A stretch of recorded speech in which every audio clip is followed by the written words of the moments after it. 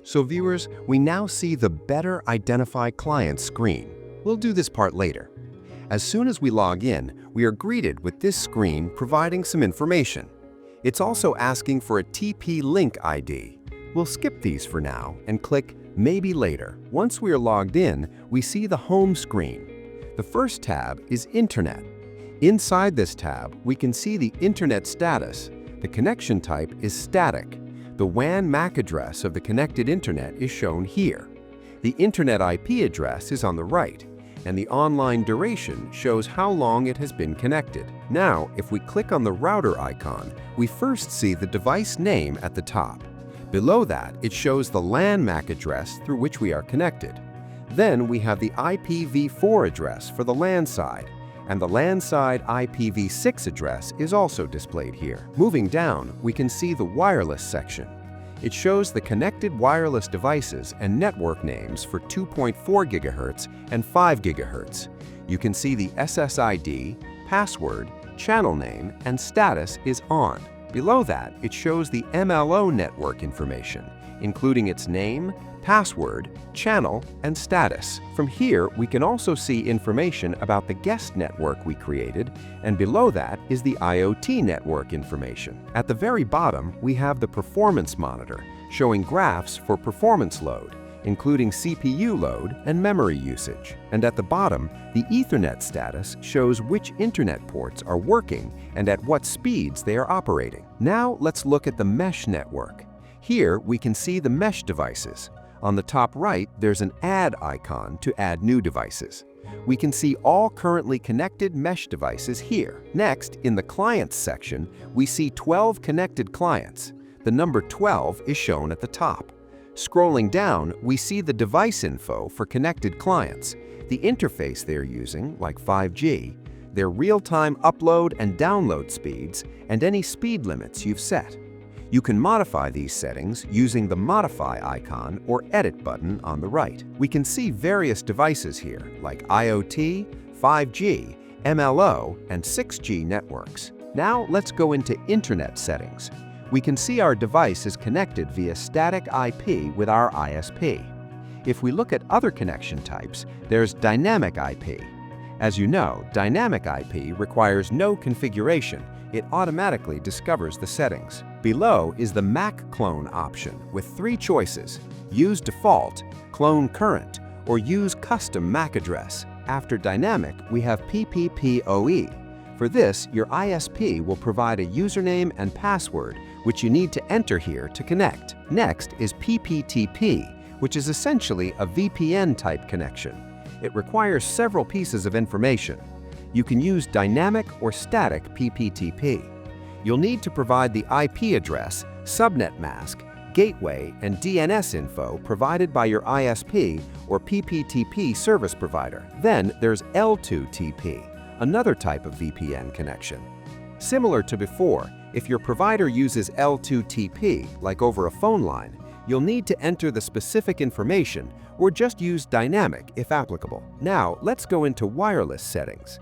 Under Wireless Settings, there's an option called TWT, which you can enable. There are also several new wireless modes like OFDMA plus MU-MIMO or just OFDMA, or you can disable them. Using Smart Connect allows all of these to work together under a single setup. You can see 5 GHz and 2.4 GHz are enabled together. Here is the network name or SSID. Note that Hide SSID is checked. You might want to uncheck this so devices can find the network. For security, I recommend using WPA2PSK AES or WPA3 if available. Scrolling down, you can manually enhance each wireless signal. It's usually best to keep it on auto, but you can manually select the best or highest channel, like channel 13 for 2.4 GHz. For 5 GHz, you can set the channel width to the maximum, like 160 MHz, and select the highest available channel for a unique, strong signal. Next is the MLO network for Wi-Fi 7 clients. You can set the SSID and password for this network right here. Then we have the guest network. You can create 2 separate names for the 2.4 GHz and 5 GHz guest bands. You can keep them open or enable security with a password. The IoT Network section allows you to configure settings for your smart home devices. All these wireless settings are very easy to manage. You can hide or disable any network by unchecking the Enable or Hide SSID boxes if they are not needed. Next is HomeShield. First, you can run a network check to see if there are any risks. For example, it shows 5 risks for the router and 2 for wireless. You can fix these errors here, though some things like remote management might be better to leave as is if you need to troubleshoot from outside your home. Under Parent Controls, you can manage how long each device stays online and set speed limits. Clicking Edit lets you set the age, filter content categories, or block specific websites by entering their URLs. You can also block social networks or chat apps very easily here. Now for QoS, or Quality of Service. You can prioritize and edit the speed for each device. You can set schedules, priority levels, and define upload and download bandwidth for every individual device on your network. In More Features, it mentions the mobile app. There are 2 versions, Basic and Pro. You can get a 30-day free trial of the Pro version, which includes IoT protection, DDoS protection, and malware protection. You can also manage parental controls and usage analysis from the app. Now we are in Advanced Settings. This section offers a more detailed view of everything we've seen. In Status, we see the connection type, IP, subnet, and gateway. It also shows LAN details like MAC, IP, and subnet. In the Network section, the Internet settings are repeated, static, dynamic, etc. MAC clone and NAT settings are also clearly available here. You can set the Internet port negotiation speed to full duplex or half duplex and adjust flow control. Under LAN, you can see the MAC and edit the IP address. For example, you can create a new IP pool like 10.10.10.2. There are also settings for IPTV or VLAN if your ISP provides these services. You can enable them and set the VLAN IDs as needed. Below that is IGMP, where you can enable IGMP proxy, snooping, and select the version. In DHCP server, you can change the IP pool and set custom DNS using the primary and secondary DNS fields. You can also use address reservation to fix a permanent IP for devices like a NAS. Here we can see 2 devices with reserved IPs. For dynamic DNS, there are 3 providers available, like NoIP or DynDNS. Register with them to access your network from anywhere. There are also routing options and a routing table. Next is TP-Link ID.